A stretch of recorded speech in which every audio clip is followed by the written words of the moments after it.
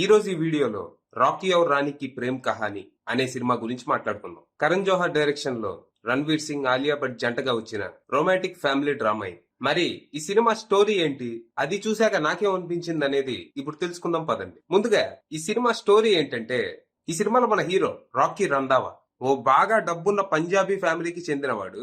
వీళ్ళది అవటానికి డబ్బున్న ఫ్యామిలీ అయినా ఫ్యామిలీలో ఎక్కువ మంది నిషానిగాడ్లే ఉంటారు, మన హీరోతో సహా.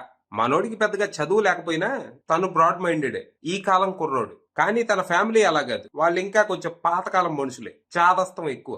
ఇక మనోడేమో తనకు కాబోయే భార్య మంచి అమ్మాయి, అర్థం చేసుకునే అమ్మాయి ఉండాలని ఎక్స్పెక్ట్ చేస్తూ ఉంటాడు. కానీ తన ఫ్యామిలీ ఎక్స్పెక్టేషన్స్ వేరే. ముఖ్యంగా వాళ్ళ నాయనమ్మది. ఆవిడ ఇంటికి రాబోయే కోడలు చెప్పిందల్లా వినాలి, అడిగిందల్లా వండాలి, అత్త కనపడితే వంగాలి, చేతులు కట్టుకొని ఉండాలి అని ఎక్స్పెక్ట్ చేస్తా ఉంటది. కానీ వీళ్ళ దరిద్రం కొద్దీ మనోడు ఓ well educated, self made, powerful news anchor అయిన మన హీరోయిన్ రాణితో లవ్ లో పడతాడు. ఇక రాణి విషయానికి వస్తే, తను ఇంటలెక్చువల్ బెంగాలీ కుటుంబానికి చెందిన అమ్మాయి. తన ఫ్యామిలీలో అంతా పెద్ద పెద్ద చదువులు చదివిన వాళ్లే అనమాట. రాణి బాగా చదువుకొని హై పొజిషన్ లో ఉన్నా తనకి బలుపు, అహంకారం లాంటివి పెద్దగా ఉండవు. కానీ తన ఫ్యామిలీకి మాత్రం కొంచెం కొంచెం ఉంటది, మేము చదువుకున్న వాళ్ళం అని. ఇక ఆబ్వియస్ గా వీళ్ళ ప్రేమ పెళ్లికి ఇరు కుటుంబాలు ఒప్పుకోవు. హీరోయిన్ వాళ్ళ ఇంట్లో ఏమో వాళ్ళంతా పాతకాలం మనుషులు, ఆడవాళ్ళని రూల్స్, రిస్ట్రిక్షన్స్, సాంప్రదాయాలని కట్టిపడేస్తారు. అలాంటి ఇంటికి కోడలుగా వెళ్తే నెల రోజులు తిరగకుండానే విడాకులు తీసుకోవటమో, ఆత్మహత్య చేసుకోవటమో చేయాల్సి వస్తది, అవసరం లేదు అంటారు. ఇక హీరో వాళ్ళ ఇంట్లో ఏమో తను బాగా చదువుకున్న అమ్మాయి, మాట వినదు, తను మన సాంప్రదాయాలు పాటించకపోగా వాటి గురించి మనకే లెక్చర్లు ఇస్తది, దాంతో వేగలేవు అని అంటారు. దాంతో మన హీరో హీరోయిన్లు ఇద్దరు కలిసి ఈ ప్రాబ్లం సాల్వ్ చేయడానికి ఓ ఐడియా ఆలోచిస్తారు. మనం ఒకరి లైఫ్ స్టైల్ తో ఒకరు అడ్జస్ట్ అవ్వలేమనే కదా మన ఫ్యామిలీ అబ్జెక్షన్. అప్పుడు ఇద్దరం చెరో 2 నెలలు ఒకరింట్లో ఒకళ్ళు ఉండి మనం అడ్జస్ట్ అవ్వగలం అని ప్రూవ్ చేద్దామని డిసైడ్ అవుతారు. మరి తర్వాత ఏం జరిగింది? వీళ్ళ ప్లాన్ వర్కౌట్ అయిందా? ఒకరి ఫ్యామిలీతో ఒకరు అడ్జస్ట్ అవ్వగలిగారా? అసలు ఇంతకీ కంప్లీట్ ఆపోజిట్ మైండ్ సెట్ కలిగిన వీళ్ళు లవ్ లో ఎలా పడ్డారు?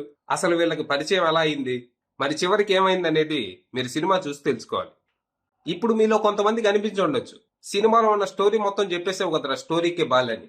నేను మీకు సినిమాలో ఉన్న స్టోరీ మొత్తం చెప్పలేదు, నేను మీకు జస్ట్ ట్రైలర్ ఎక్స్ప్లెయిన్ చేశా అంతే. సో సినిమాలో ఇంకా చాలా స్టోరీ ఉంటది, కంగారు పడద్దు. ఇక ఈ సినిమా చూశాక నాకేమనిపించింది అనే విషయానికి వస్తే, సినిమా నాకు నచ్చింది, బాగా ఎంజాయ్ చేశా. ఈ సినిమా కోర్ కాన్సెప్ట్ ని మనం ఆల్రెడీ బొమ్మరిల్లు సినిమాలో చూసాం. కాకపోతే బొమ్మరిల్లో హీరోయిన్ హీరో ఇంటికి వెళ్తే, ఇక్కడ ఇద్దరు ఒకరింటికి ఒకరు వెళ్తారు. ఈ సినిమా ఫస్ట్ హాఫ్ చాలా ఎంటర్టైనింగ్ ఉంటది. హీరో హీరోయిన్ మధ్య లవ్ స్టోరీ గానీ, రాకీగా రణ్వీర్ సింగ్ చేసే హంగామా గానీ చాలా బాగుంటాయి. ముఖ్యంగా రాకీగా రణ్వీర్ సింగ్ చేసే కామెడీ హిల్లేరియస్ ఉంటది. తన మాట తీరు, డ్రెస్సింగ్ స్టైల్ అన్ని వింతగా, అట్ ద సేమ్ టైం భలే అనిపిస్తాయి. ఆ క్యారెక్టర్ ని తను ఓన్ చేసేసుకున్నాడు.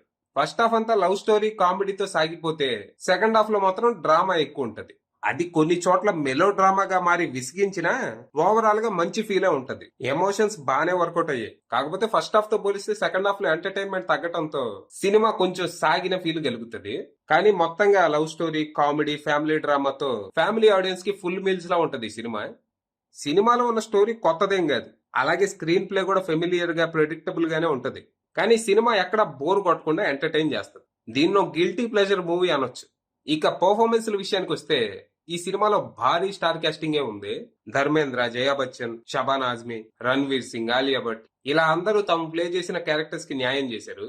వీళ్ళందరిలో బాగా హైలైట్ అయిందంటే మాత్రం రణ్వీర్ సింగే. ఆలియా భట్ క్యారెక్టర్ బాగున్నా అంత కొత్తగా ఏమి ఉండదు.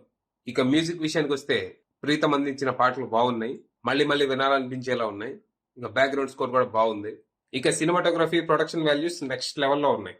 భారీ బడ్జెట్ తో తీశారు సినిమాని.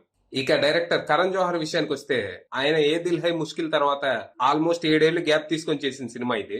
ఏ దిల్ హై ముష్కిల్ తో నిరాశపరిచిన ఆయన ఈసారి బానే ఇంప్రెస్ చేశాడు.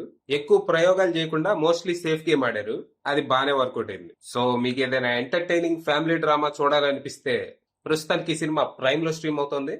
ఇంట్రెస్ట్ ఉన్న వాళ్ళు అక్కడికి వెళ్ళిపోవచ్చు. అది విషయం.